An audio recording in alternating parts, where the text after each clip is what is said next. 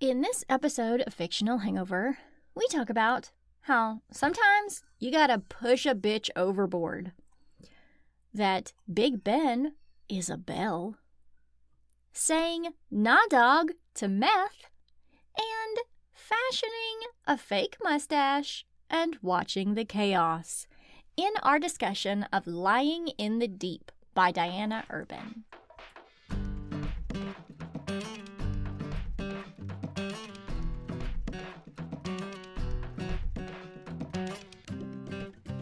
Hey everybody, welcome to Fictional Hangover, a podcast about young adult and new adult, and sometimes other books, series, authors, voice actors, and illustrators that is full of spoilers. I'm Amanda. And I'm Claire, and today we're going to discuss Lying in the Deep by Diana Urban. Standard disclaimer. If you haven't read this book, please remember that Fictional Hangover is all about spoilers. If you haven't read or listened and don't want to be spoiled, stop listening to us and go read or listen to the book. Then come back. If you haven't done this but want to pretend that you have, or if you don't care about spoilers, or if you just like shows so much you don't care about any of that, then listen up. It's not even words anymore. No, but I like the little accented twang at the end. Thanks. Shut up. I hate it.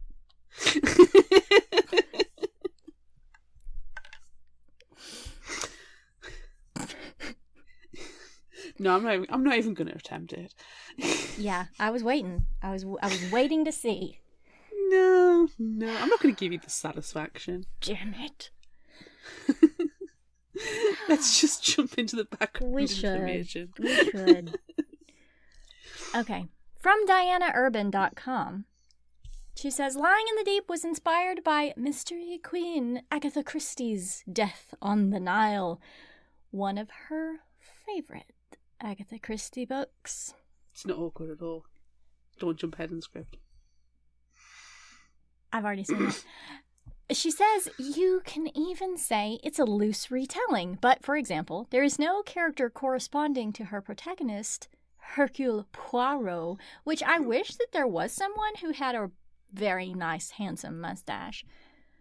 A ridiculous Dutchman would have gone down wonders in the book. Yeah.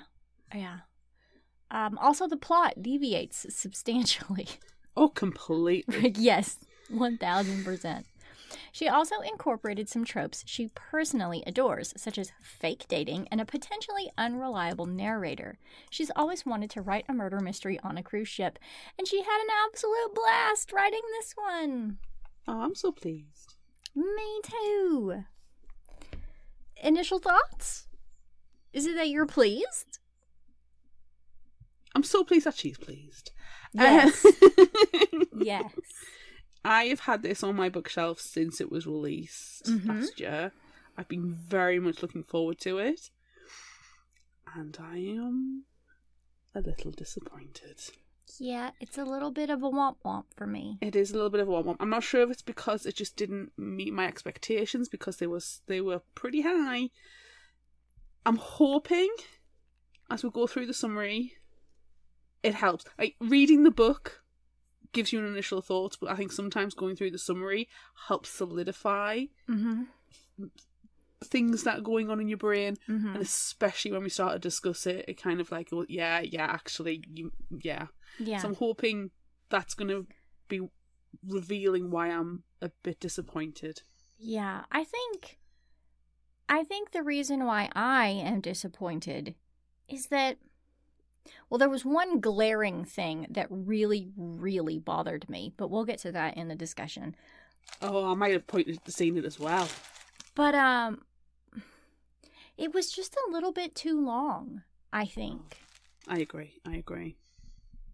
So, we'll have to go through the summary, and then we'll have to discuss maybe what we could have cut out. I don't know. Yeah. Or maybe the summaries cut it out for us. Maybe. This is why sometimes the summary helps solidify those thoughts and feelings. Yeah. All right, well, let's see what happens. There's a lot of blood. Lot. Everywhere. Nice. Ex-best friend is surely dead, but there's no body. Possibly she's been thrown over the balcony and into the sea? Well, If so, she got exactly what she deserved. Ooh. Bitch. Sometimes you gotta throw a bitch into the ocean. You do. You do. You do. Bloop, bloop, bloop, bloop, bloop. 3 weeks earlier, at a port in Amsterdam, ready to set sail for the Campus on Board programme, or COB, and surrounded by classmates, Jade Miller is daydreaming about murder again. Murderous vengeance. She was dumped by her boyfriend of 2 years, Silas, for her best friend, well, ex-best friend, Leonie. And it was by text. Gross. Hence, all the daydreaming of murder. Embarking is a pain in the butt, but Jade has only just arrived, while most of her classmates, being rich kids, arrived the day before. Miguel Diaz's biggest concern is the lack of any cell signal and very limited data packages while on board. He's going to lose his followers on social media. Oh my god. Looking around, Jade spots Lainey leaning on her Louis Vuitton suitcase's handles, and then she sees Silas. No! How dare she show her face? Why is he here? How can he afford it? Thankfully, Miguel doesn't like Lainey either, because she may bribe her way into the student YouTuber role that he wants, even though her family can more than afford for her to travel the world without a gaggle of social media followers. As Miguel takes Jade's advice and gets some embarking shots, Lainey catches Jade's eyes, announcing loudly to Silas, "She came anyway." What a bitch. Toss her over. Toss her over. They're all bitches. Toss them all over.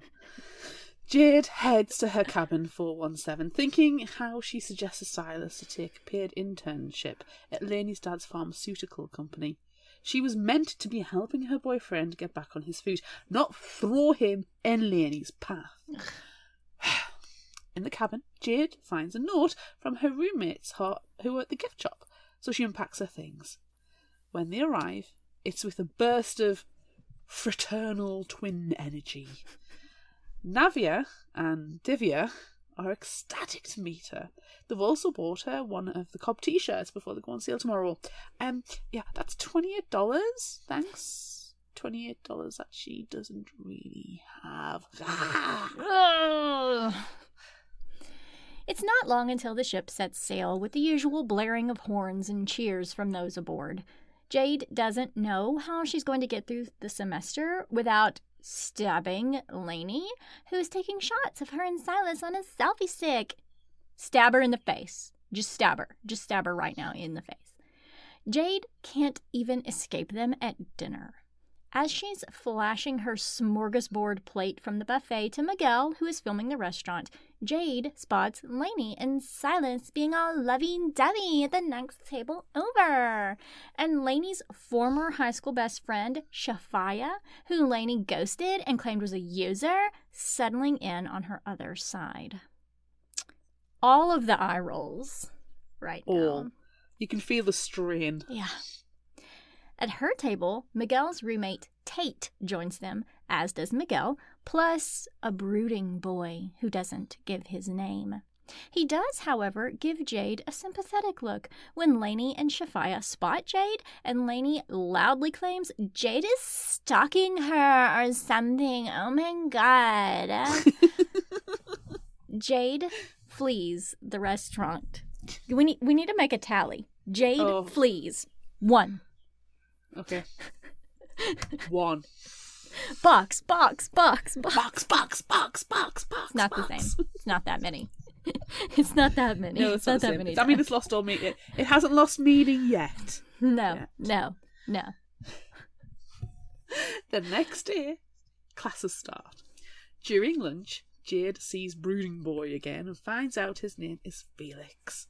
She also tries to speak to Silas, but Lainey catches her literally by the wrist and tells her to leave them alone. Again, Jade flees. Again. Two fleas.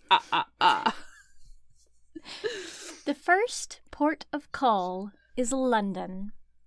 London town. After getting up late and a debacle with IDs, Jade, Navia, and Divya head to the last remaining bus to Tower of London that Felix has kept waiting for them. While walking the ramparts, Jade spots Silas by himself, but not for long, as Lainey is there. She was just kneeling down, videoing the ravens, getting the perfect shot for her socials. Suddenly, as Jade is wishing Lainey would just disappear, Lainey looks up in horror and launches herself back as a large stone slab crashes to the ground, right where she had been kneeling. Someone must have chucked it. Jade stays put rather than be blamed. Unfortunately, this is not a good plan, as Tate points right at her. Jade tells them she didn't do it, but Lainey demands this has to stop. Once the crowd disperses, a beefeater comes over and blames the tower ghosts, or, the remodelling work. All throughout the other activities, Lainey seems wary. At the pub and designated meet-up point, Divya and Navia tell Jade they believe she didn't try to hurt Lainey, and are sure everyone else thinks the same. When Lainey finally leaves Silas to go to the bathroom, Jade approaches him, trying to make sure he believes her innocence. Lainey isn't gone that long and catches Jade with Silas. This time, Lainey demands to know why is Silas talking to her after everything she's done. What has she done, though? Mortified, Jade returns back to her table with Divya and Navia, who have left, and Felix has taken their place. Felix is able to get Jade to word vomit her life story. Felix wants to know why all her anger is directed at Lainey. Why not Silas, who dumped her for her best friend? Jade doesn't want to be analyzed by a psych major anymore and makes her trademark escape. Number 3. This time, however, Felix follows her and they grab a cab back to port together. 2 days later, Jade, the twins, and Tate are at Windsor Castle. They get separated and Jade takes a selfie in front of Elizabeth I's portrait and uploads it to Instagram, where she sees a post from Lainey, who is at Windsor Castle too. Except Lainey must have hired a car rather than take the bus. Wandering alone, trying to complete an assignment, Jade overhears Lainey angry whispering to Silas. Walking away, lest she be accused of stalking again, or, worse. She finds her friends in a bedroom, where Felix accuses her of stalking because Lainey and a downcast Silas have just walked in as well. Somehow, Jade is able to convince Felix to help her find out what Lainey and Silas think she has done to be so hateful. Though he just thinks they're plain assholes. Agree? Yeah. Back on board the ship, it's time for a battleship tournament that Jade wants to play so she and Silas can have some time together to talk if they both win successive rounds. Felix thinks this is a terrible idea. However, if Jade can play him in the same bracket, he's a captive audience. There are a lot of pieces at play here, and not really just is. the battleship pieces. Yeah. Currently, Jade is kicking Felix's butt. As they're talking, Felix mentions how Miguel is pissed at Lainey, not just because she beat him out for the YouTuber role, but something about her attacking him and followers. When Lainey loses her match, she drags Silas with her, so Jade purposely loses against Felix so she can find out what happened between Miguel and Lainey. Turns out Miguel has received over 1 million new followers on each of his socials, and now he's being called out for buying followers. It could ruin him. It has to be Lainey and her self-serving, scheming bastard father, Derek Silverton, because the apple does not fall far from the tree. Tate, who casually is spending time with Shafaya, refuses to ask Shafaya about it, assuming Lainey gossiped about it. Jade asks what Shafaya has said about her, But the only thing she's mentioned was that after the Tower Rock incident, Shafaya said she totally did it. That girl's vile. Vile? Vile? Seriously? What? Seriously? She used the word vile? In this economy? What?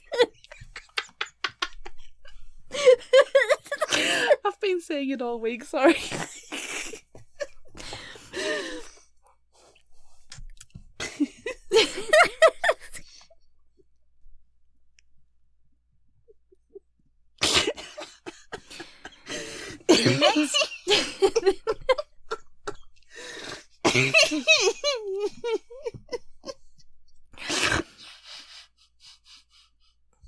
The next port is Portugal.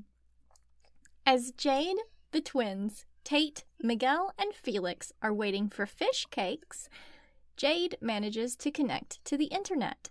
First, she gets a guilt trip email from her mom, and secondly, she sees that Shafaya is not but a 10-minute walk away at the big arch. Persuading the others that golden hour would be the best time for pictures, they head back down to the square. Felix can tell her plan is to quiz Shafaya about Miguel's sudden influx of followers. Shafaya spots Tate and comes over. Felix spots Lainey and Silas, so Jade thinks it's a great idea to pretend that they're together. Apparently it works because Silas looks angry and Lainey forces him away, abandoning Shafaya. When Jade tries to see if Shafaya is okay, she finds out that Lainey blames Jade for forcing their friendship to end, but Shafaya doesn't want to hear that Lainey dropped her, calling her a user. Oh my god, how vile. Oh my god.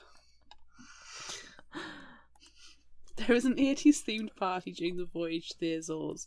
Jade somehow has persuaded Felix into fake relationships. On the deck, Lainey stops taking video of the festivities when she spots Jade and drags Silas to the dance floor. Jade manages to get Felix to fake sway since he refuses to dance. As Silas is watching them, Jade suggests they kiss, which he obliges. Silas, however, pushes Lainey away after watching the fake swaying and the fake kissing, almost pushing her in the pool. Silas storms off, and Felix, seeing the mission is successful, walks away while Lainey stares at Jade looking tearful. Doesn't feel like anything was really accomplished. No.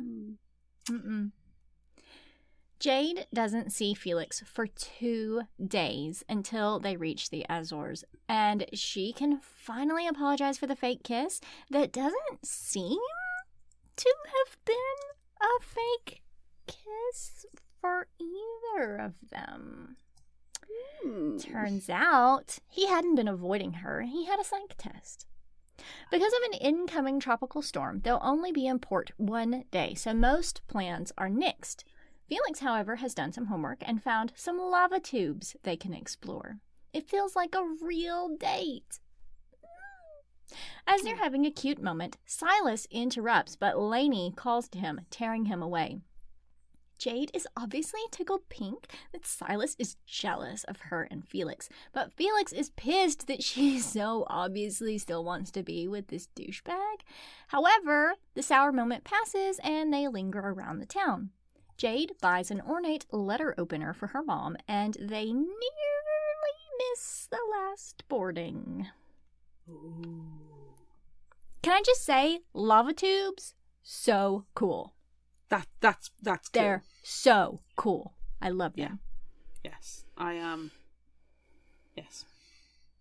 Once aboard, they grab dinner, Tate interrupting at one point to accuse Jade of knowing that Shafia's parents worked for Lainey's dad at the pharmaceutical company Sanitec. He hates Derek Silverton because he blames him for his mother's death and figured Jade must have known Shafia's link. She didn't, and explains this, but also let slip Silas interned at Sanitec. After dinner, they head to the library/games room where Navia, Divya, Miguel and Tate are sitting. They're going to play Drunk Monopoly and rope Jade and Felix in too. Oh, and Silas, who just happened to walk through the door.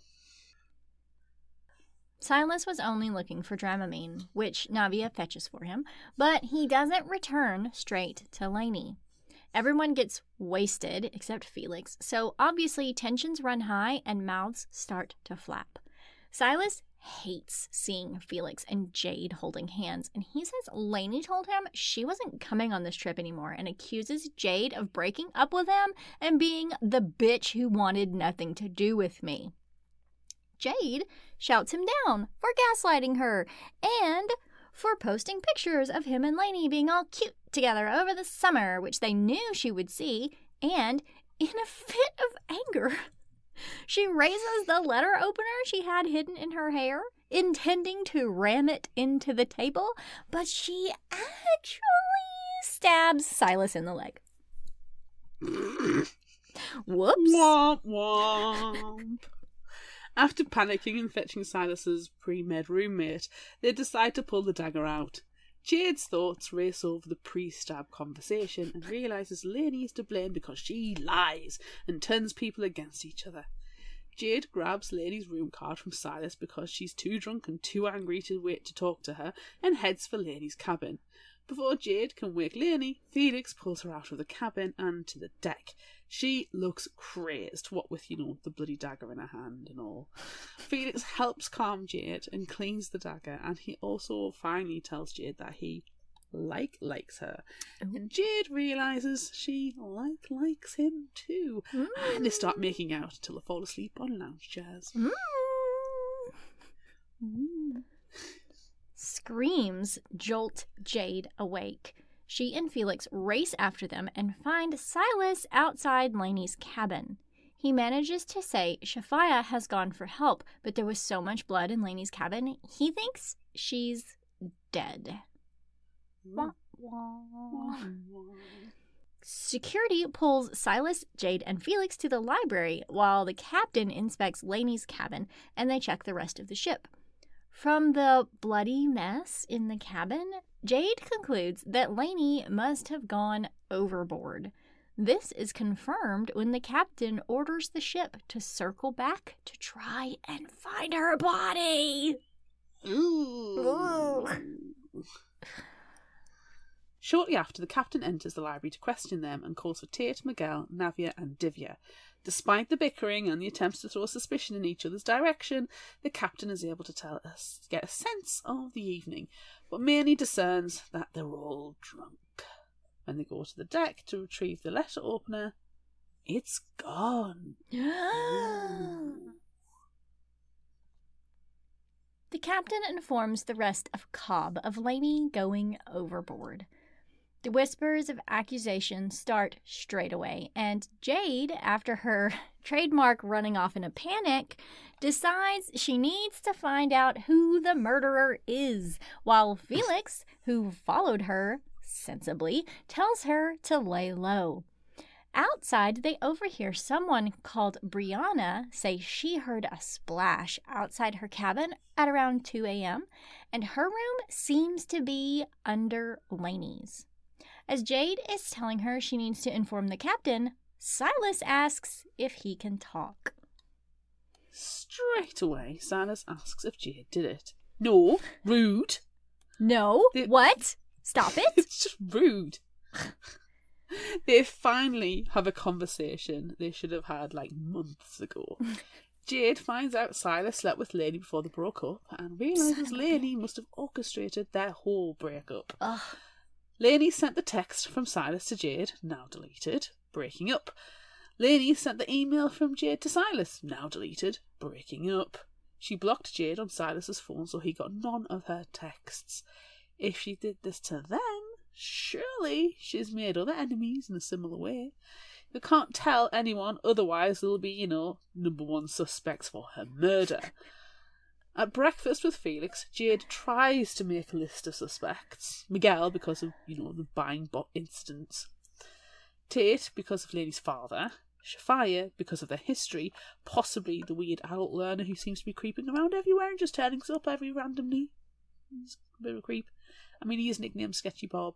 So Felix just thinks it's Silas, but Jade can't possibly think that. No, it can't possibly be Silas. No, it shall never be Silas. Silas doesn't have that in him. think I'm figuring things out. Oh, are you? They first try to find Miguel, but he's nowhere to be seen. When they stumble on Divya, they try to see what she may know. Not much, though she remembers Tate saying his mom died of a heart attack because she had a heart condition and the drug prices were jacked up and she couldn't afford her medication. Jade wants to tell the captain, but then they spot Tate going into the gym in jeans and a button-down and then straight back out, which is very suspicious. Jade stops Tate and is able to get him to confess that he dropped the rock at the tower so Lainey would go crying to her dad. Tate also admits that he and Miguel went to one of the classrooms to try meth. And Shafaya told Tate that Silas does it all the time. Enter Amanda's serious issue. Oh. Jade thinks Tate killed Lainey, but Felix believes Tate is innocent and that it was Silas. They need to find Miguel because he'll be able to clear things up, so they head to his favourite breakfast restaurant, but he's not there. In desperation, Jade spots sketchy Bob and decides to ask him since he's always watching everything. As they're talking, fruitlessly so, a classmate interrupts and says he heard Jade heard the splash last night. Jade corrects him, and then the boy gives her an interesting piece of information. Navia, who was supposedly asleep, was seen booking it down the stairs near Lainey's room. Reporting it all back to Felix, they go to speak to Navia. Navia is back in the cabin and clearly does not want to speak to them and is acting very shady, doubling down on being asleep. She may not have killed Lainey, but she's covering up something for someone. It's all very sus. On the way to Tate and Miguel's cabin, Jade and Felix feel the boat turning again, back toward Gibraltar, the next port. The door to Tate and Miguel's cabin is open, and they cautiously walk in. In the bathroom, they find Tate, dead from a hanging.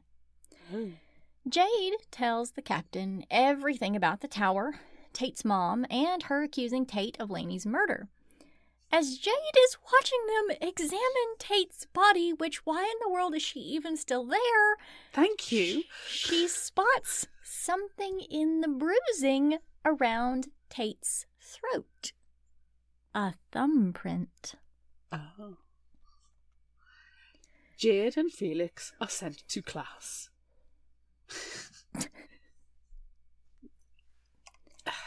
Oh, you've just witnessed a murder? You've just seen a dead body?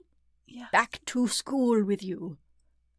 Your education! You can go learn your maths.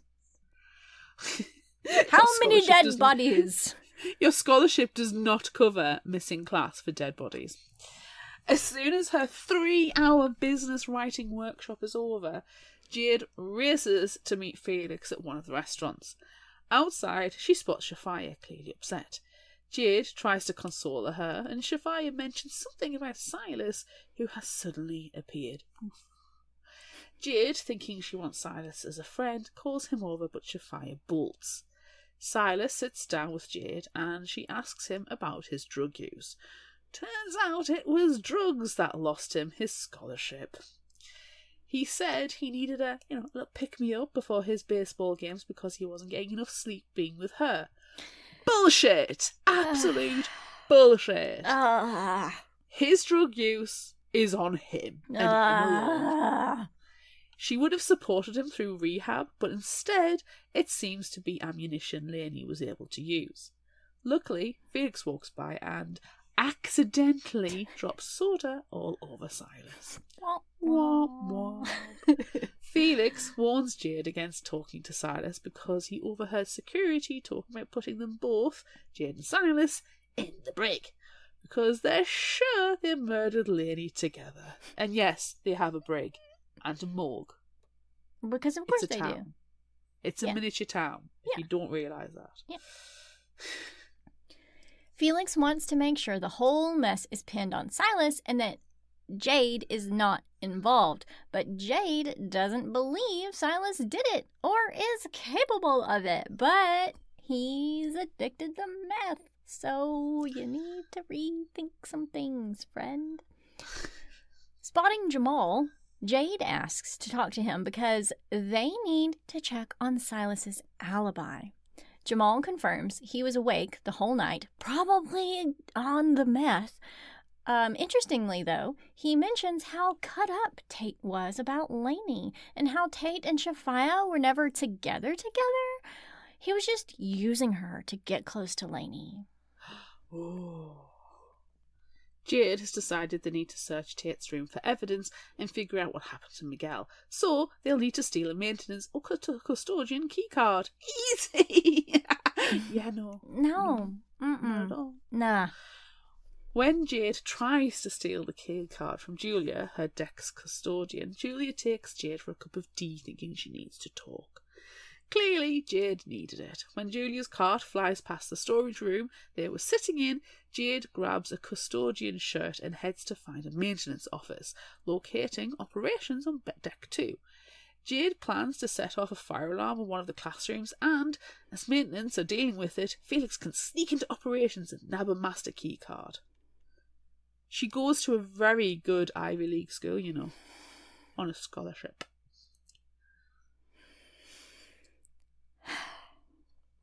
Inside an empty classroom, Jade is trying to climb up to the smoke sensor when Sketchy Bob comes in. Jade is instantly on edge and interrogates him. Turns out, Sketchy Bob is doing campus on board in memory of his daughter, who died the previous year because she always wanted to do it. And now everyone should feel bad for making fun of Sketchy Bob. Yes. He also mentions how Lainey reminds him of her. Jade leaves and heads to the library to set the sprinklers off in there, but instead of using the lighter, she pulls down on the sprinkler, which causes her to fall as the water sprays down. As she falls, she lights the lighter, and it sets fire to a pile of game boxes. Thankfully, there's a fire extinguisher. Jade decides she needs to stop investigating because she's causing more chaos and looking guiltier for it, which is the first sensible act, I think, in the entire book. That she is responsible for. Yes. Yes. Though if she did burn Monopoly, I'm not opposed to that. Right, but excuse me, she's trying to set a fire in the library? Or set the throw her sprinklers off in the overboard. library? Yes. You've got to throw a bitch. Sometimes you just got to throw a bitch overboard. Yeah, and sometimes it's your main character and you don't care at all. Exactly. Did I say that out loud? However, as sensible as that last second of a thought is out of Jade's mind, because when she meets up with Felix, she finds out he's nabbed a master key card. They head straight to Lainey's room, and nothing stands out except a lot of blood. Hang on, though. Lainey's laptop is missing, but her phone is still there. Next, they head to Tate's room. On the surface, nothing is out of place. But again, they find Miguel's laptop is missing, and under Tate's bed, they find a backpack stuffed with US $20 bills, gold and platinum jewellery, including some of Lainey's. There is also evidence of one of Miguel's skincare bottles being broken and cleaned up, but no remains are in the trash. And also, all of Miguel's bottles, which were meticulously ordered by size last time Jade saw them, are chaos. Jade decides she needs to talk to the Cobb dean despite Felix's protests. When Jade knocks on the dean's office door, however, the dean isn't there. But Miguel is. Oh. He's alive. Turns out that Miguel had broken into the ship's salon's back office and hardwired to the staff internet trying to get his socials back online.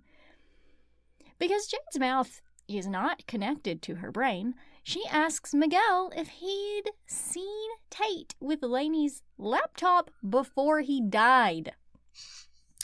Miguel did not know Tate was dead and crumples at the news. Well done, Jade. Well done. Tate didn't take Lainey's laptop. Miguel did, and he has it with him. He was trying to hack into it to find the bot bomb receipts. As they start accusing each other of murder, Miguel says Lainey wasn't even in her room when he stole the laptop. In other potential investigation routes, Miguel tells them Shafia was pissed yesterday at both Tate for dumping her and Lainey for losing Tate. This is all very messy, so it's time to talk to Shafia. Before Jade and Felix can reach Shafia sitting between Silas and Jamal in one of the restaurants, Divya intercepts them. She asks Jade if it's true that she stabbed Silas, which she worked out from the glaringly obvious clues everywhere. Jade confirms, and though Divya says she'll keep quiet, neither Jade nor Felix trust her. They now need to speak to Navia. As they approach, Navia books it, but they catch up with her. Jade apologises, and Navia believes Jade isn't a murderer because she owns up to her mistakes. Friends again, Jade asks about Navia being in the stairwell. Navia dumped Divya's booze overboard because all this time she's been drinking way too much. Jade needs to tell the dean, the captain, or some reasonable adult that it may not have been Lainey heard going overboard. It may have been bottles. Felix, however, doesn't think that's a good idea because they haven't got anything concrete except them sneaking into crime scenes. Jade heads back to her cabin to change, stepping on a folded notebook page. Inside, it feels eerie and like she isn't alone. Spooking her, Divya comes tearing into their cabin and finds out that Navia has dumped her booze. Thankfully, she missed the drug stash behind Jade's bed. Come on, Divya, Jesus. Divya and Navia have very different ideas of their relationship and what kind of relationship they want. Once Divya is gone, Jade opens the note. It's from Shafia, who knows who killed Tate. Quickly, Jade leaves to find Shafia. On the deck, people are screaming at something in the pool. Shafia, dead, surrounded by a cloud of blood. Whispers pointing to Jade start, and Jade runs away from the pool and back to Felix's cabin. Panicked, Jade tells Felix Shafia is dead and she is being blamed. Felix wants to see for himself. It could have been an accident. Heck, no. No. Don't do that. No. Side note, doesn't look like Felix actually has a roommate, but, he said he did when they were making out and they were going to get a bit more, physical. Huh. Anyway.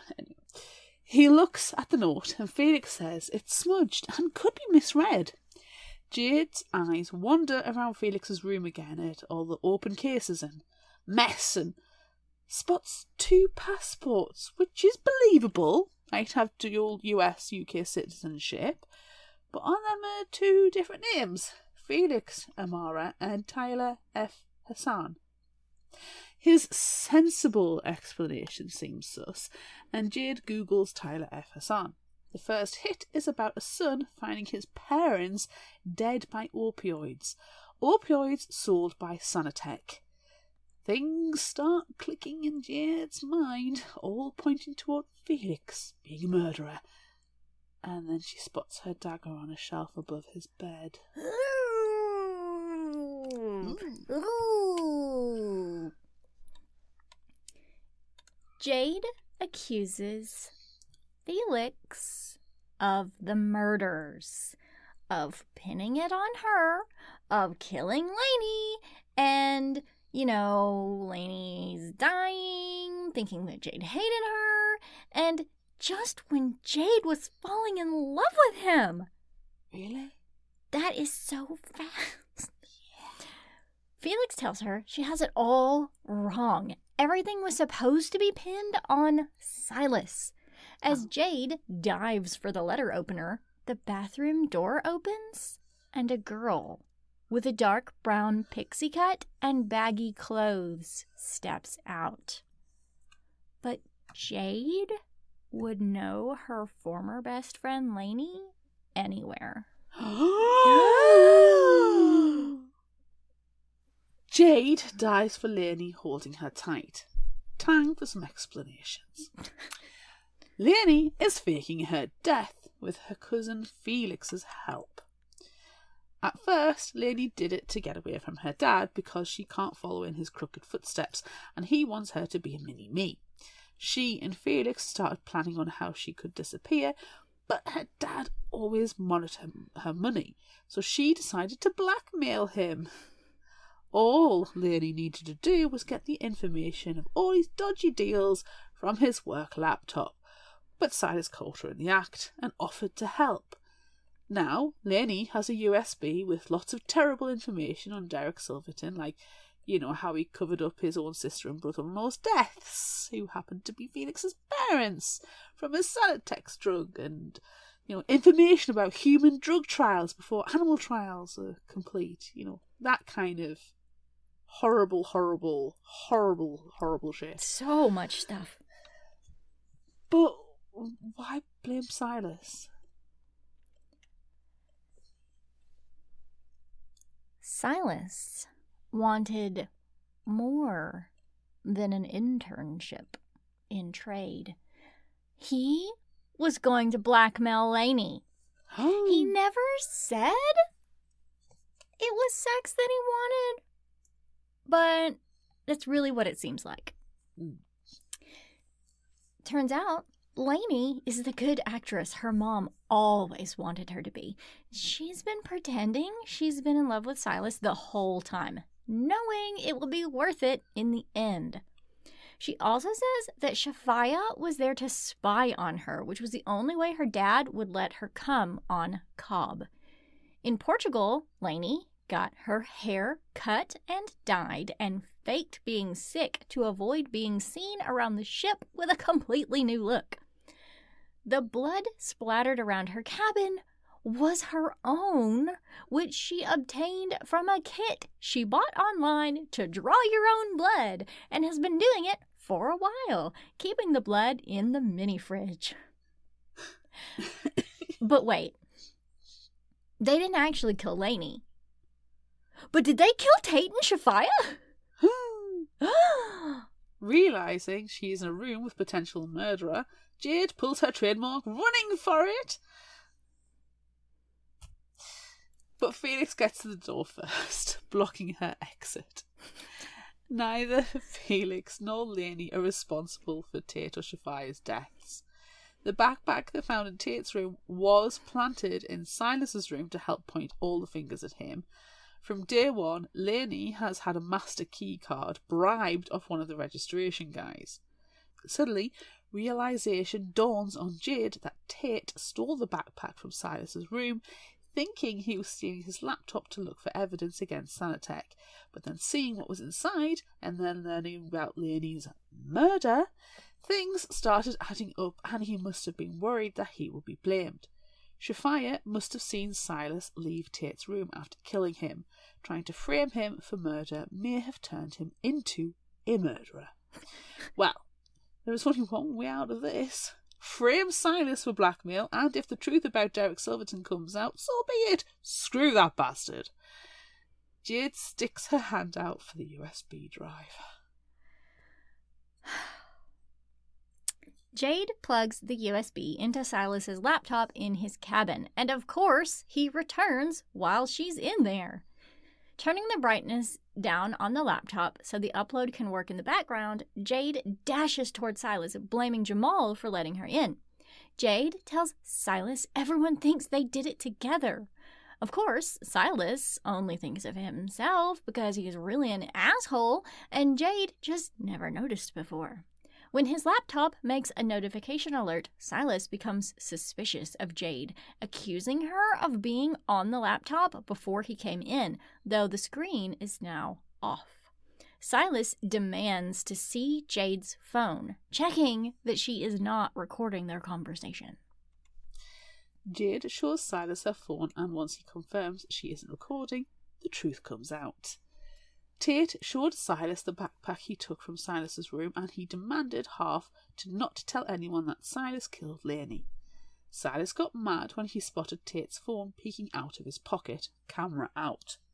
Tate refused to stop recording, and they started to fight, and Silas strangled him. That made it look like Tate hanged himself. Shafia knocked on the door. She must have heard something that sounded wrong inside, and sat waiting outside Tate's cabin until Silas came out. After he saw Shafia slip the note under Jade's door, he knew she knew, and had to talk to her.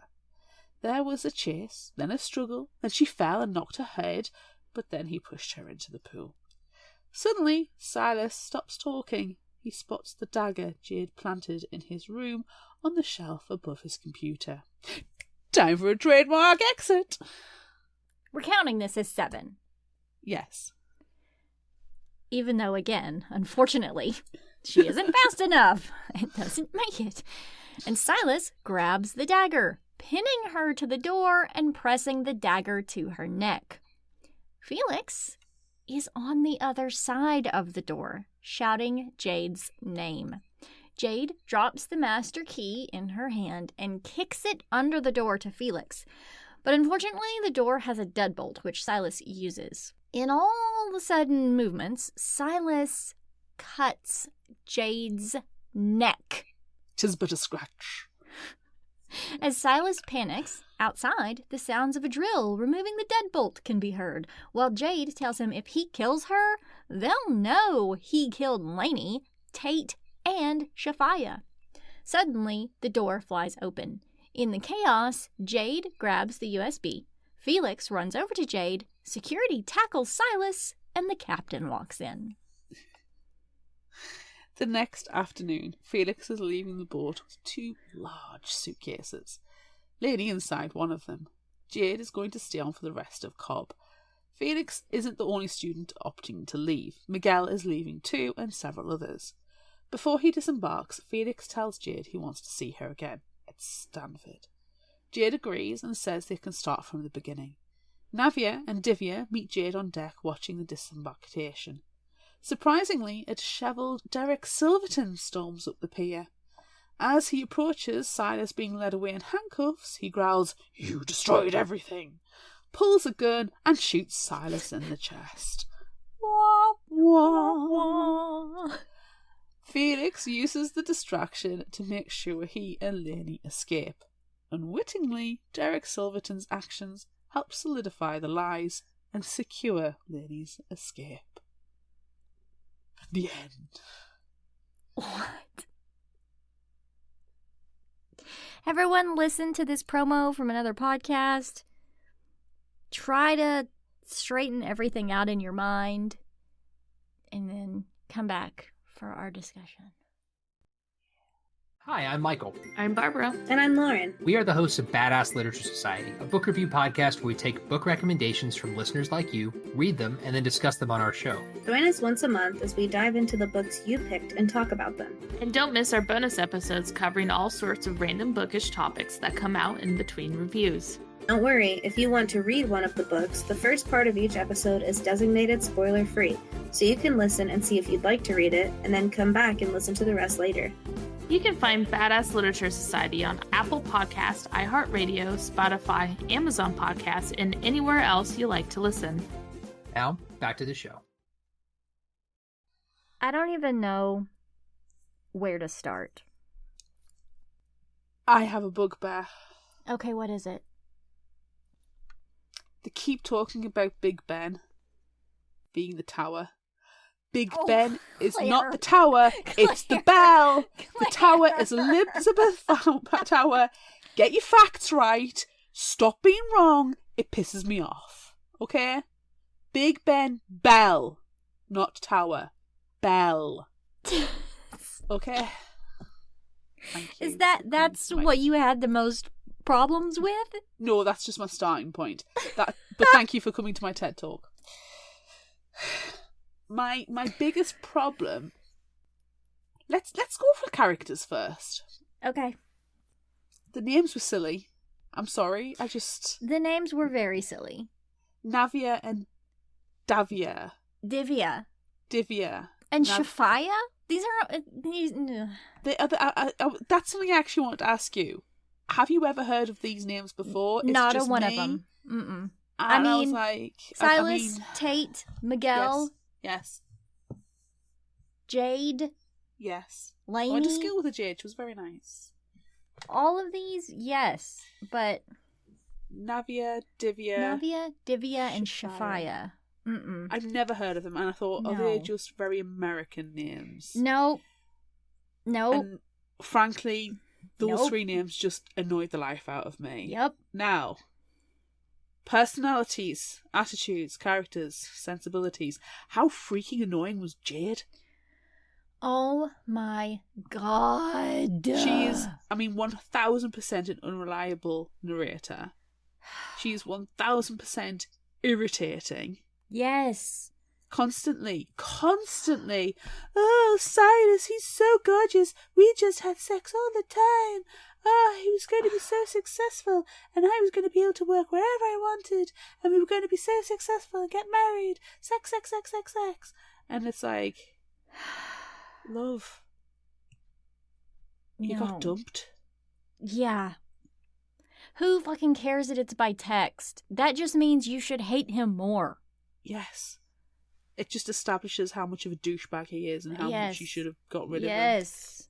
And the fact that he did it with your best friend, well, that just proves that he and her are rubbish and welcome to each other. Yeah. Move on with your life. Yeah. Stop pining and stop dragging us into it. Yeah. Ugh.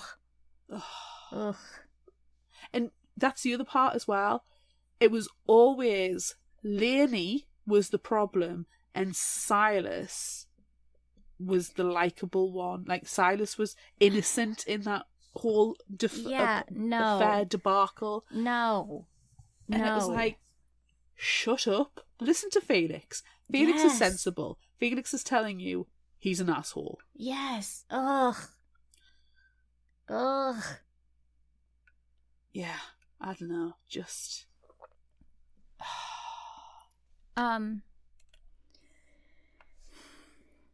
Okay, you know how you had the deal with Big Ben? Yeah. My problem? Yeah. Biggest problem. Why meth? These are supposedly wealthy people. Meth is not the correct drug choice. At all. In this situation. Like, they could do coke. Cocaine, I think, would probably be the one that you would choose. Not meth.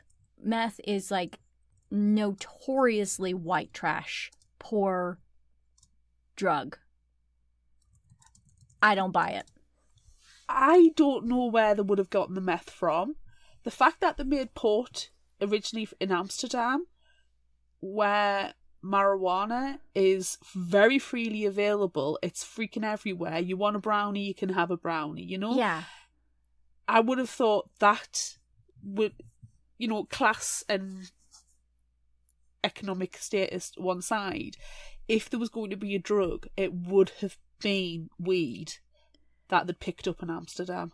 Well, maybe that makes logical sense to me. Maybe they didn't think that one was serious enough.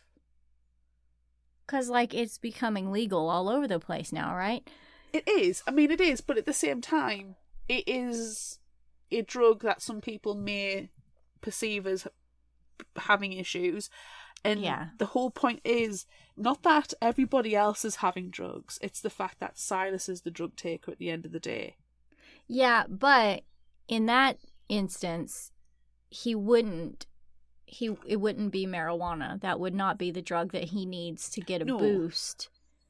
That you get superpowers from cocaine. Yes. Just as easily as you get superpowers from meth. But which I get. Silas, you have that class A drug. That's fine. Yeah. But it doesn't make logical sense on the cruise ship that No, you would have meth. that they're like, hey, let's go hang out and do some meth. Like, no, I do not buy meth at all, first. But that Miguel would be like, yeah, man, I want to do some drugs with you. Let's do meth. No, that's why I think Miguel would turn around and be like, yeah, let's go and smoke some weed. And Yeah. would be like, yeah, let's go and smoke some weed. Yeah. And then it came out that Silas, drugs are not an unknown factor for Silas. And then when Jade has just 2 more sentences of a conversation, it turns out that he is on the classier hard shit. Not weed. That would have made more logical sense. Let's go and try some meth. Nobody's ever that drunk. Let's go do meth. Mm-mm. No. Nah. Nah. Nah, dog. Nah, dog. Nah, dog. Nah, dog. Also, say nah, dog to meth. Yes. Yes. Can we get that on a shirt? Yes. Let me get to drawing it. Ooh, I get to draw meth and put it on a t-shirt. Cool. It's got to be Breaking Bad style, really. Yeah, it's gonna have to be blue. Fuck. Okay. So, methamphetamines aside. Big Ben being a bell aside. Big Ben being a bell. That's hard to say. Big Ben being a bell. 5 times fast. I would have liked this book so much better if it had been shorter. Like, the fake death and the father blackmail was a really cool and interesting storyline. And then pinning everything on Silas because he was a shitbag, nice touch. Yes. But I didn't care about Tate or Miguel or Nadia or Divya or Shafaya or Jamal or any of these other millions of characters that were also there. Yes. Yes. 100% agree. Hard agree. It just didn't stop. I think the audiobook's only, 10 hours? Something like that? It was 48 hours to me. Easily. And it just, I've got the physical book. It looks quite meaty, it looks quite chunky, but really, it's very well spaced out. Yeah. There's a lot of line spaces in there, and it's not even 400 pages. It's 371. It quite felt big like type, quite it felt spaced like out. an eternity. It did. It was too much. There was so many good concepts being overshadowed by all this noise, and I understand when you're saying in the background information that she wants to emulate some of Agatha Christie's Death on the Nile, which let's come back to that on the recommendation part. But Spoiler alert, I'm sorry, Diana Urban, you just didn't do it. You did not. This book is not Agatha Christie clever. Mm-mm. It might have been if we didn't throw in all this arbitrary, convoluted nonsense.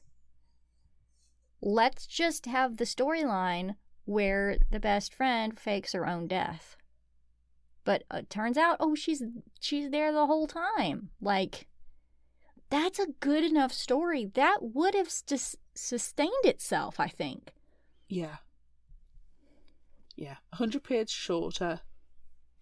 Yes. And take the dagger and get rid of some of those characters. Yes. Tightened it up a bit would have made it so much better. There was so many mental gymnastics from the characters. Yes. I think there were no twists and no turns, no red herrings. Like, Sketchy Bob, he was mentioned a lot. Yes. And in the summary, purposely have only mentioned him twice when he had actual conversations rather than saying, he was at the tower, he's watching them in the restaurant, he's here. because he was an obvious red herring. Yeah. And then, it was just, come on. And then when they made Miguel disappear for a while, like, oh, are we pinning it on Miguel now? Is Miguel the one who did it and now he's hiding? Or, oh, is Miguel murdered? No. We just left him out for 60 pages. And, he was just on the internet. He's just been chilling in the cruise director's office. Like, I think if we had cut Tate and cut Nadia and Divya, it would have been a better story, because Miguel, with his bot bombing, like, we could have done that story a little bit more. Miguel would have been the best friend as well. He would have been the Nadia and Divya character as her new best friend on the ship. Yeah. And, like, Shafaya, sure, we can keep Shafaya involved because they were best friends. And then they weren't best friends all of a sudden when Jade shows up. So, sure, that's another fine character. We don't need Tate, don't need Nadia, don't need Divya, don't need Jamal, don't need Sketchy Bob. No, it was too much. And there was just some things that were just bloody ridiculous. Like, if you've ever been on a cruise, you know a lot of these cabins are not very big. Right.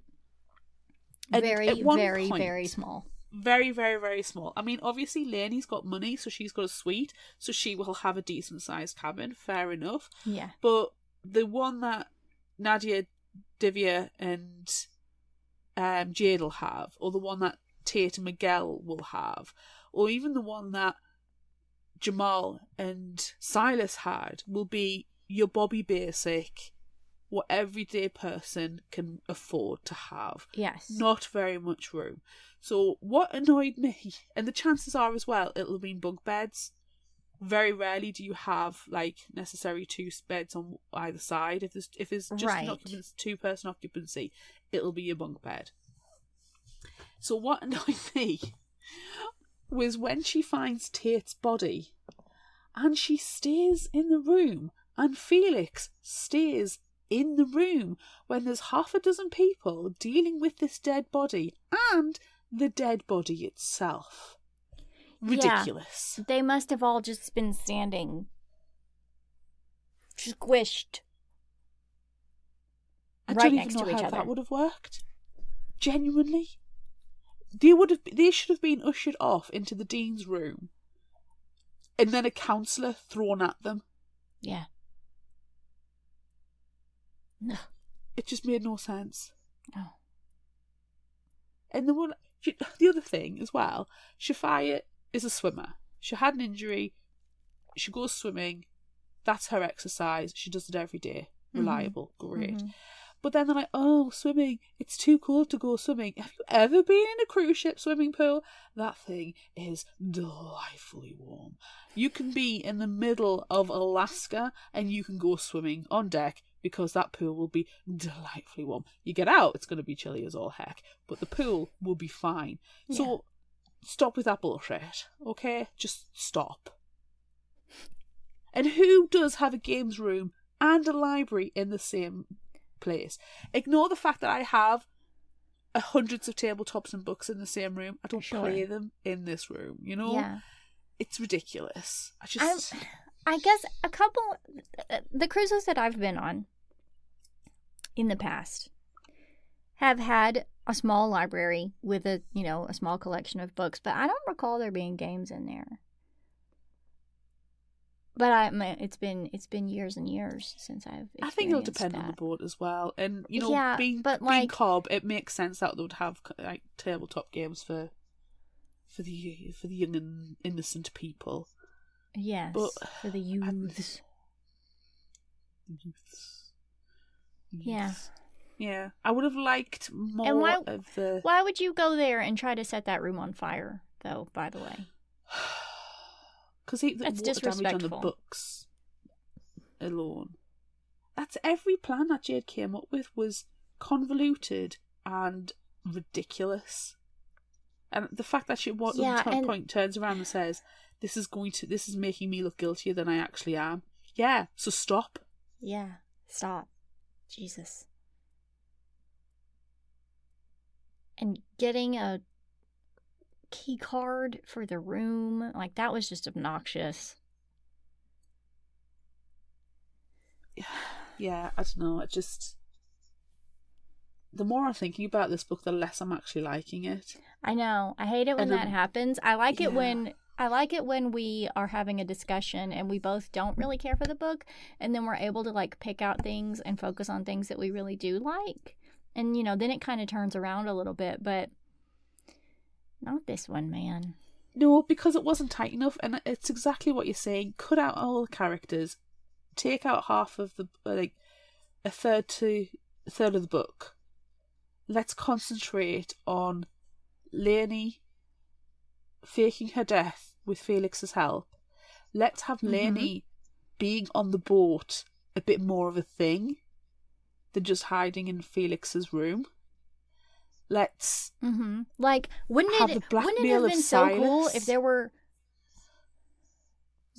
wouldn't it have been so good if like Lainey, who has a completely different hairdo, like she has long luscious flowing blonde locks and tiny petite outfits, it would have been very nice maybe if it wasn't like a semester at sea book but just a regular cruise, so she could leave and be wandering around the deck, but she looks completely different. She's got a different haircut, maybe she's wearing something, and Jade's like, wow, that girl really looks like Lainey. Oh no, it can't be Lainey because she's dead. Like, oh, I'm just seeing my ex-best friend everywhere. Like, who's that goth girl who looks like my ex-best friend?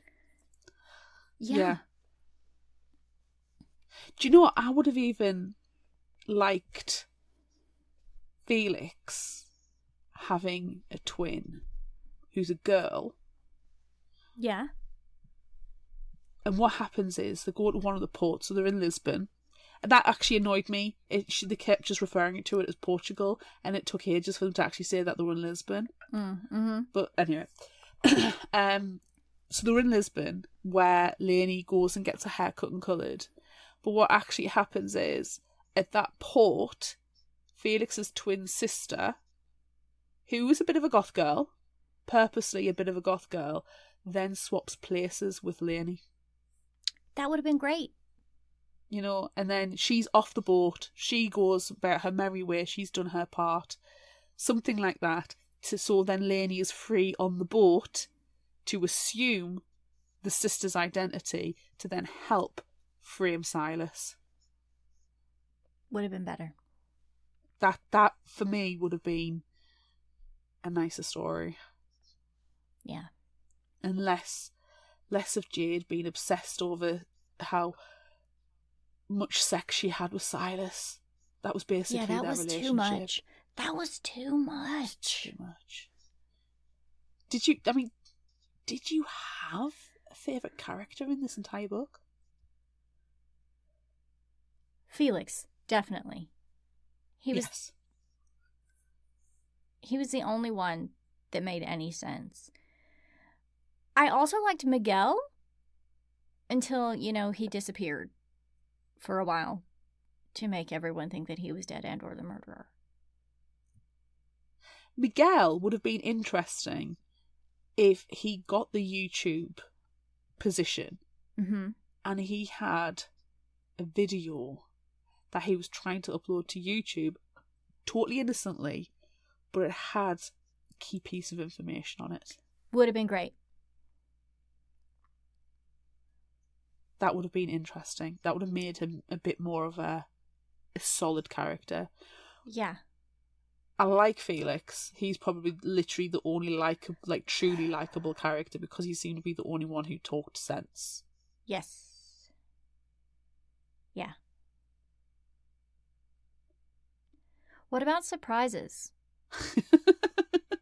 I'm surprised how much I actually don't like this book. I think I've already touched on it, really. It's exactly what Felix was saying. Why Jade laid all the blame for her failed relationship with Silas on Lainey and none on Silas. It was fucking frustrating is what it was. Yeah. Yeah, it was. It just pissed me right off. Yeah. What about you? I guess that the dad showing up at the end with a gun. Where did he get the gun from? He wouldn't have been able to. I'm sorry, you can't be that rich. I suppose you could be that rich. Like, huh? Yeah. Because he was just there. He was just there at the end. He was. And it was perfect that he was there at the end because Lainey was in a suitcase. And, like, you can't tell me that that suitcase would not have gone through an x-ray or gone through some sort of something. Had to have. Unless it was from hired security in Gibraltar. I'm assuming they've gone to Gibraltar. Yeah, I think so. And he's just kind of like taken the gun off one of his goons or something like that. No, I'm talking about Lainey in the suitcase. Oh, okay. Yeah, sorry. Like, excuse me, sir. Can you put your suitcase on this conveyor belt? Oh, you can't lift it because it's got, a 130-pound girl on the inside? You do realise you're carrying a person there. Maybe it's because it's just disembarking. So maybe he was going to, go to the bathroom or something and just zip her out of it? And then she was going to they've got to go to the airport before they go anywhere else. I'm trying to remember. I think the embarkation centre is obviously further down the pier. So if it does have to go through scanners, she'll have come out in that kiosk, in that toilet area that you say. Yeah, okay. Vague recollections of that one time on a cruise. Yeah. No, you know what? There was not a single mention of midnight buffets. You go on cruises for the midnight buffet.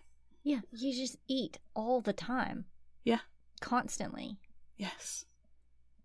My favourite breakfast was on deck because I do get seasick on the cruise. I've been on boats and stuff like on in the Aegean Sea. I've done the the bouncy ring thing, but it wasn't a banana boat. It was a bouncy ring thing in the Aegean Sea, and I was not sick. But I went on a cruise for 7 days in the Mediterranean, and I was not great. I was only good when I was on the deck. So I spent my entire time on the deck. So breakfasts for me were eating croquettes and scrambled egg on the deck, and I loved it. It was great. I had a lot of really nice non-alcoholic cocktails as well. It's good.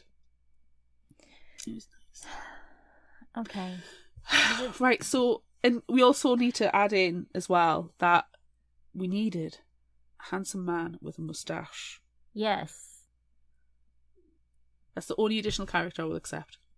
A mustache? A handsome man with a moustache.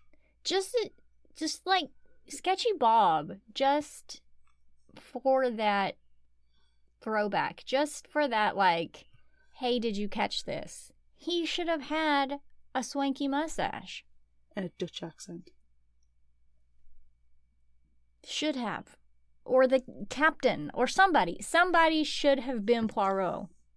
There's so many missed opportunities. So many. Okay, is it time?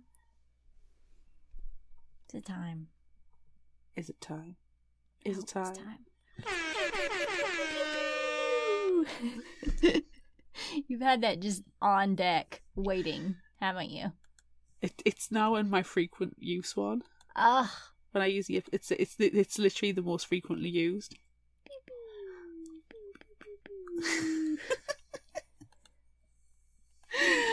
Oh,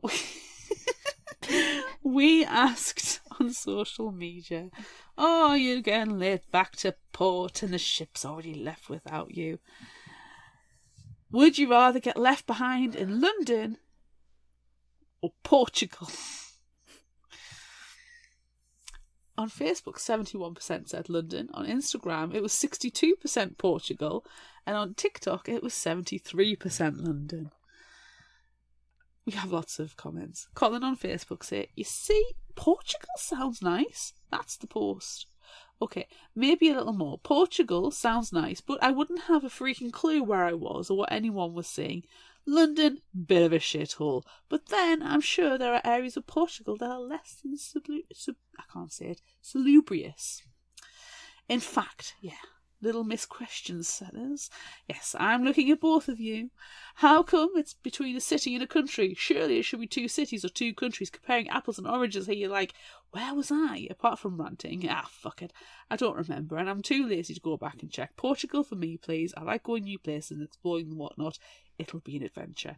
To which I did respond to Colin and Good. let him know that blame the book because she says Portugal is the port and London is the port, and we take it from the book. Emily on Facebook said, as much as I would like to be stranded in Portugal, I would rather be in London because I've been there twice and I know how to navigate around there. Constance on Facebook said, if I'm stranded in London, I can at least visit Drew and Claire. Constance, I'm at the other end of the country. Just so you know. It's true, but you're at least in the same country. At least we can get to each other. Yes. Claire on Facebook said, oh no, stranded in a beautiful warm city? How awful! I'm assuming that she chose Portugal. The city of Portugal. The city of Portugal, yeah. Fiona on Facebook said, damn book giving us a whole country, but London, I get to home without flying. Drew on Facebook said, if I am stranded in London, I can just go back home. That's a short journey for Drew. Candice on Facebook said, London, I love London. I'd live there forever. Katrina on Facebook says, Portugal. If I'm going to be stranded, I'd rather it be somewhere sunny. Brie Tart on Instagram said, London, because I do not know Portuguese and I could hang out with friends easier in the UK. Oh, wink, wink, nudge, nudge. Coral Reef Book Reads on Instagram says, I've always wanted to go to Portugal, so please leave me behind. Come back in a couple weeks for me, and I'll be good. Crinoline Lefroy on Thread said, definitely London. I could call at Claire Drinks Tea and at Drew Stanapie for help. It seems like that's the thing here with London. This does seem to be a few people asking or saying that we'll just go to London because Claire and Drew will help. Yeah. Jackson 1908 on TikTok says London because I speak the language. And Jared.74 on TikTok said, I've been to London 3 times. I haven't made it to Portugal yet, so Portugal. Nice. Yeah, I'm going to go to London too. I like London. I didn't get to explore as much as I would have wanted to, so I need to go back. So I'm picking London. But I'm not going to say anything about Claire or Drew because everyone else has already said that, and I feel like I would be a copycat. Well, to be fair, if you're going to London, we'll probably prearranged it already, so... Probably so. Like last time, and no one knew. Oh, it popped up in my Facebook memories that we announced the live as well today. And I'm like, no one knew.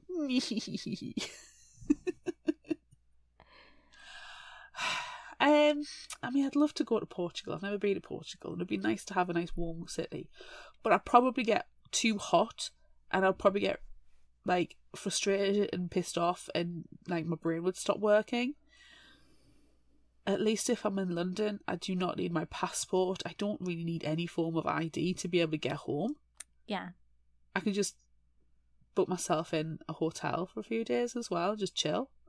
So I'm just going to go to London just because I'm feeling, at the moment, this Claire is feeling very, very lazy and just wants to chill and for it to be easy and no language barrier and no form of ID requirements. Nice. Okay. And to be fair, I've got you Annie, Bree, Constance. Is Drew? Where's Drew? Drew's in London as well. I've got at least you guys. Yeah. So yeah. We should all just meet up there. We'll just have a hang. We've been trying to set that up for the longest time. I don't think it's ever going to actually happen. But maybe. One day.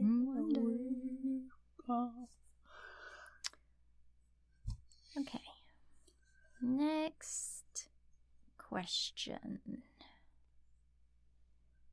Okay, this is one that was in the book. When two innocent people could wind up in jail, would you rather keep digging for answers when you have the opportunity, or do nothing and hope for the best? I am going to do nothing and hope for the best. Do you know why? Why? I am not an investigator.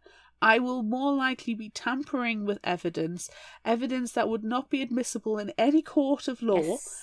and causing more problems and chaos and potentially other people dying. Yes. So you know what? I'm going to sit back and I'm going to hope for the best. I am going to do the exact same thing for the exact same reason. I would fuck so much shit up on accident, and I don't want that to happen.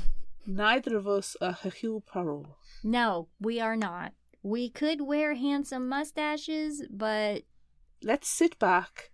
Let's observe with a handsome mustache on our face. Yes. We can twiddle it just do that. periodically. Yes, let's just do that. Cool. Okay, I'm going to do another one from the book. Okay. It's time for some murderous revenge. Would you rather poison your victim's tequila or shove them off their dad's penthouse balcony? I don't think I'm actually smooth enough to poison anybody, but I am angry enough to shove someone off a balcony. Yeah. You know, sometimes the impulse control, you walk past somebody, you just want to shove them. Yeah. Or, you know, somebody's walking really slowly across the road and you're just like, my foot just goes down on the accelerator. Yeah. And not the brake. Yeah. So I think it would be quite of the moment to be able to shove them off the penthouse balcony. Yeah. Crime of passion. Oops. Less evidence. Would you rather play Drunk Monopoly or Battleship? I fucking hate Monopoly. Same. I hate Monopoly with a fire passion. Same. I'd rather play Battleship. Yes. Drunk, sober, whatever. Battleship. Yeah. And then you can make sound effects. Always. Always. Always. Except I don't say Battleship because of was it Harold and Kumar Get the Munchies, and there's somebody has a play, and there's the girls in the college, they play battleships, and they've got very posh accents. So in the end, I when I have to play a Battleship, I go, "Oh, you've sunk my battleship." That's amazing, but I have no idea what you're talking about. Go. Thank you. Call back. Last question? Is that where we are now? Yeah. Would you rather fake your own death or buy fake followers to discredit another social media influencer? Fake my own death. I don't care about social media that much. No. I care about social media for the podcast. Yes, the podcast is the only reason why I still use some social medias. Yes, it's the only reason why I've got half the social media apps on my phone. Yeah. I'm quite liking the fact that social media, some of them are, some of them are dying a death. I'm looking at you, Twitter. Which I still have not updated. It still shows Twitter on my phone. I'm refusing to do the update. And it's showing as X. I don't even open it. I don't remember the last time I opened Twitter. You opened it to look at something for Pokemon Go. Oh, sweet innocent girl that I am. No, I did look at something on Twitter, and it was Twitter at the time, reading an article about an upcoming book author thing. Cool. Spoiler. I posted on the Fictional Hangover Twitter one of the videos announcing the episode 300. I only did one. And that was it. Because it's updates only, and I thought, well, that is an update. I'll let people know what's happening. I read the Dear David saga again from Adam Ellis, who we're doing, the live episode at the end of the month talking about one of his short stories. But, yeah, I wanted to go back and read that story again because it's been a while since I read it. So. I've got most of the social medias on my phone in a cluster, and the cluster's called The Bad Place. Yeah. It is. I don't mind, friends posting pictures of books they're reading, or cute outfits that they've just bought. Right. If it's my friends, if it's my friends, I would keep up with everybody on social media that way because that's cute and that's fun and I know you and I care about you. But I get so much garbage now. Yeah, that's the big issue, isn't it? I like Instagram because I like seeing the pictures, and if people want to post food pictures on Instagram as well, and I realise how 15, 20 years ago that is, I'm not bothered. Post the food picture, because if you are having a nice meal and you want to tell me about it, then I am happy for you, because how often do I ask people what they're having for the tea? So I'm more than happy. If you want to post a picture of some flowers that you've been bought from by your partner, go for it. Or some cute shoes, books that you read. I'm happy for seeing that if it's my friends or people I'm interested in, author friends. Yes. I'm more than happy for that. But the algorithms are so annoying in that you just pushed all this crap. Yes, all the time. And it's all garbage and you're just constantly hiding it. I don't even know how much garbage I see. What I want to see on my social media feeds, my friends, what they're up to, no matter what it is, I don't care. Books and things that I'm interested in that way. Books, authors, pictures of books, bookshelves, whatever. Yes. Cats.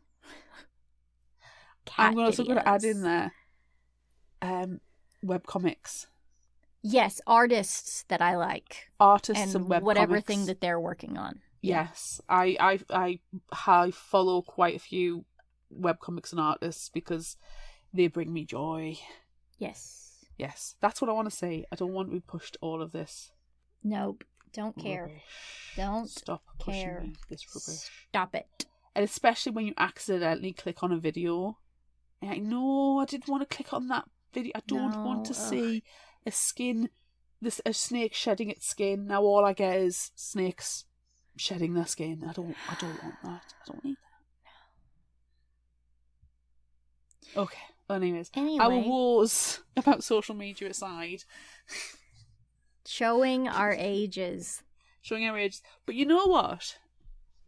Go and follow at Fictional Hangover on Instagram, Facebook, YouTube, TikTok. Because we do post fairly regularly. You get at least the episode on a Wednesday, a Would You Rather on a Sunday, and me and Amanda have found the wonders of making stupid videos on occasion as well. Yes. And we are starting a new series of My Lady Jane. 1 minute reviews. It's going to be stupid, but... It's fine. It's fine. We like being ridiculous on the internet. We do. Okay, favorite final thought quote? I'll give you 3. Okay. I'm going to give you one that I felt viscerally. Mm-hmm. Rum and coke, but more rum than coke. Ugh, said Felix. Don't like rum? Divya asked. Don't like Coke? Who doesn't like Coke? It's carbonated, said Felix. I'm sorry, but burping that painfully is entirely unnecessary. I feel seen by Felix. I felt a connection with him at this point, which is actually possibly one of the reasons why he's one of my favourite characters too. Yeah. Yeah. I like this one because it reminds me of Pride and Prejudice, and I'm dying one day to say this to Annie. Come, darling, let's take a turn about the room. And this one reminded me of you. And to me as well, I think this speaks to our souls.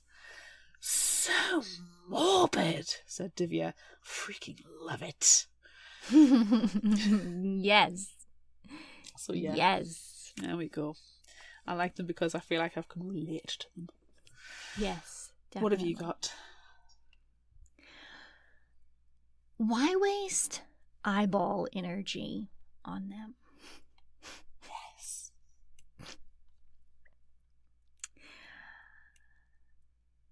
Betrayal can make you do ridiculous things. And also the thing about betrayal is sometimes it's justified.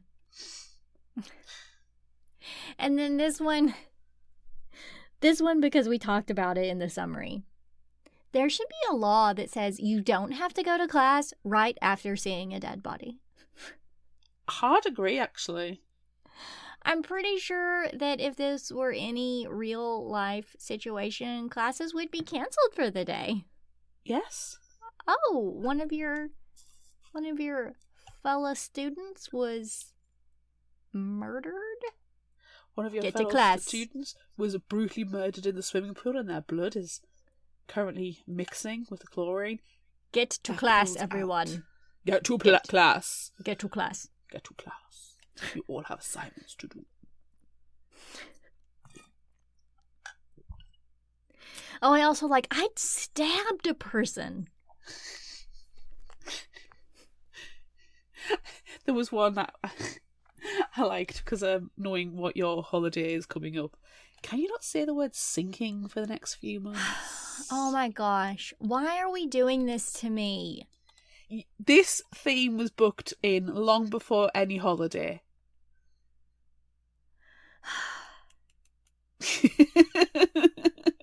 I'm worried. What, that you're going to go to a campus on board and get framed for murder and be blackmailed? Yes, and then I'm gonna try to set the library on fire. Amanda. No, I would never do Amanda. that. I regret saying it. If any murder occurs on any cruise ship that you go on, what you need to do is fashion a wonderful moustache. Yes. Sit back, twiddle the moustache, and Yes. watch the chaos go on. You keep Yes. out of it. Do not go and investigate anything. You fashion a fake moustache and you watch the chaos. Or Uh-huh. it was me, and then I, drastically cut my hair and sneak around and color my hair, and I'm a If you different could person. drastically cut your hair, can you make that hair into facial hair as well? You'd have such a Yes, majestic I beard. will cut my hair and turn it into a beard. But I'm pretty sure if I cut my hair and colored it, which my hair hasn't been colored in a long time, but if I cut my hair and colored it and also took off my eyebrows, no one would know who I was. Completely different person. I go from Amanda to Jared Leto, and no one can tell the difference. I do like your Batman superpower is just taking off your eyebrows. Yeah. No, it's not Batman. It's the Clark Kent superpower. Yes. Yes. Put on glasses? No, take off eyebrows. Who are you? Hello, my name is Petunia. Petunia. I don't know. I can't. All right. I'm very tired, okay? All right. No. Petunia. What's my name then? You have to name me if it's as bad as Petunia. No, you have to name yourself. No, it's funnier if you give me a name because Petunia was really, really bad. What do I... I'm gonna cover them up this way because I don't have anything to wipe them off right now. Why do I instantly think Gerald? Gerald, I am glad that I am a handsome man. Great. You know you turn into a handsome man. I do. I really do. I am very handsome. It takes a lot of So- shadowing, though. Yeah. I'm now Petunia in the corner. That's really good. If I take off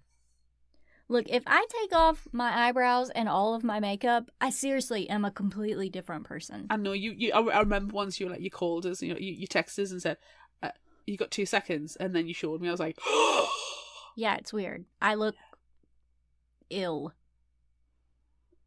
I look like a you're corpse. pale enough as it is, and then take the eyebrows and the makeup off. I know. It's ghastly. It's very, it's borderline Nosferatu. Yes. It's frightening. Okay, anyway. If you liked this, try this. What are you going to suggest? Oh, I don't even know where we are anymore. Oh, there it is.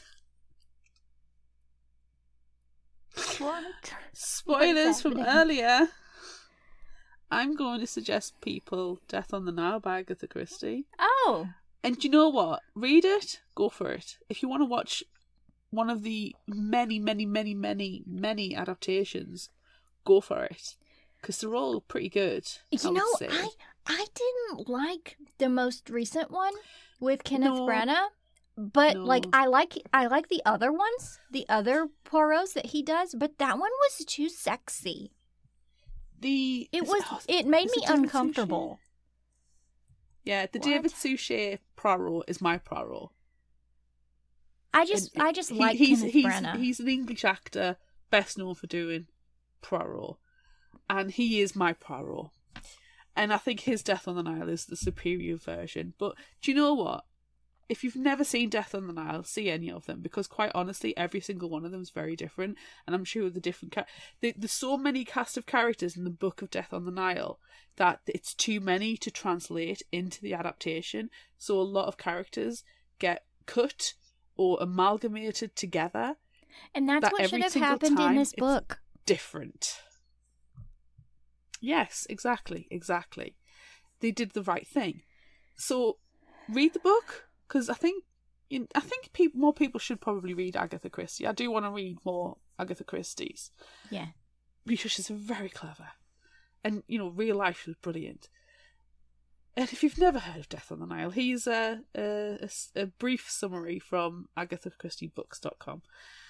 And it's Agatha Christie's most daring travel mystery. The tranquility of a cruise along the Nile is shattered by the discovery that Lynette Ridgway has been shot through the head. She was young, stylish and beautiful, a girl who had everything, until she lost her life. Hercule Poirot recalls an earlier outburst by a fellow passenger. I'd like to put my dear little pistol against her head and just press the trigger. Yet in this exotic setting, nothing is ever quite what it seems. And Agatha Christie is a freaking genius. So yeah, read it or watch it. Treat yourself to it. It is 1,000% more superior than Lying in the Deep. What is your suggestion? I am going to suggest one that I found. Looking for semester at sea cruise books. And there's surprisingly a lot of them. Oh. So, the one I'm going to suggest is called Those We Drown by Amy Goldsmith. It should have been the trip of a lifetime. When Liv lands on an all-expenses-paid opportunity to study aboard luxury cruise ship the Eos for a semester, she can't believe her luck, especially since it will offer her the chance to spend time with Will, her ex-best friend, who's barely spoken to her since the night their friendship changed forever. But as soon as she steps on board, Liv realizes just how far in over her head she is. With Will, with the rest of the semester students, including the brittle and beautiful Constantine, who may be hiding his own ties to the Eos, and most of all, with the Sirens, 3 glamorous and mysterious influencers who seem to have the run of the ship. Liv quickly discovers that the only reason she was invited to join the trip is because another girl disappeared shortly after enrolling, and no one seems to know what happened to her. When further disappearances rock the ship and strange creatures begin haunting Liv's dreams, she wonders, is the Eos hiding a dark secret in its watery depths? The truth will come at a price. Only, how much is Liv willing to pay? Sounds pretty fun. Sounds like a mystery. Oh my god. How long have you been waiting to do that? About 2/3 of the way through. Okay. Okay. You can't do an empty spotlight. Yes. Can you cruise on by? Oh my god. This is a very visual thing, so if this is the audio version, it's just not getting anything. No. You have to join our Patreon to find out the dumb food. Please join our Patreon. You are missing out on so much. Gold. So much. Okay. New and Indie Spotlight. The fuck is that for? Because I saw it and I really wanted to press it.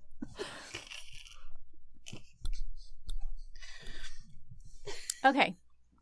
My new and Indie Spotlight pick is Such a Bad Influence by Olivia Munter. And this is a debut book. And it just came out in June. So we've just... Oh. It's just come out.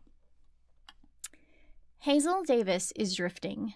She's stalled in her career, living in a city she hates, and less successful than her younger sister, at Evelyn, a lifestyle influencer. Evie came of age on the family YouTube channel after a viral video when she was 5. 10 years older and spotlight averse, Hazel managed to dodge the family business. So although she can barely afford her apartment, at least she made her own way. Evie is 18 now with a multi-million-dollar career, but Hazel is still protective of her little sister and skeptical of the way everyone seems to want a piece of her. Evie's followers, her YouTuber boyfriend, and influencer frenemies, and their opportunistic mother. So when Evie disappears one day during an unsettling live stream that cuts out mid-sentence, Hazel is horrified to have her worst instincts proven right. As theories about Evie's disappearance tear through the internet, inspiring hashtags, Reddit threads, and podcast episodes, Hazel throws herself into the darkest parts of her sister's world to untangle the truth. After all, Hazel knows Evie better than anyone else, doesn't she? Sounds like another mystery. Oh my god.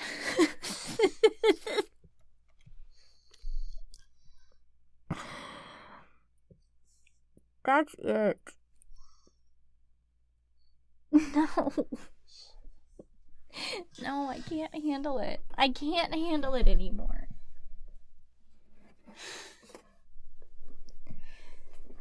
That's it for this episode of Fictional Hangover. I'm Amanda. And I'm Claire. Join us next time as we discuss Cursed Cruise. Ooh. By Victoria Fulton and Faith McLaren. Featuring a little guesty guest. And ghosts. And ghosts. Faith McLaren is going to join us. Yay. In a bonus I'm very episode. excited. So that's going to be really, really fun. Yes, we did. Ooh, Okay. go and listen to Horror Hotel and then... Yes, go You'll back be and listen to that ready episode. You'll be for caught up. costume. Okay. Look out for our Would You Rather polls and monthly challenges on social media. Don't forget about our book club on Discord. Be sure to visit our shop on Redbubble at fictionalhangover.redbubble.com for all your favorite Fictional Hangover themed merchandise, and become a patron of ours on Patreon at patreon.com/fictionalhangover. Until next time, remember, the only cure for a fictional hangover is another book.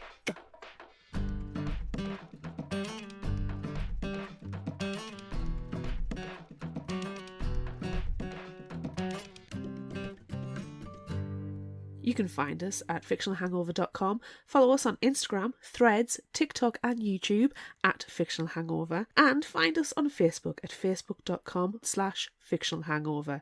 If you like this episode, check out our others and be sure to rate, review and subscribe so you don't miss out. And finally, special thanks to Liz Emerson for our music. You can find her on Facebook and Patreon. Thanks for listening.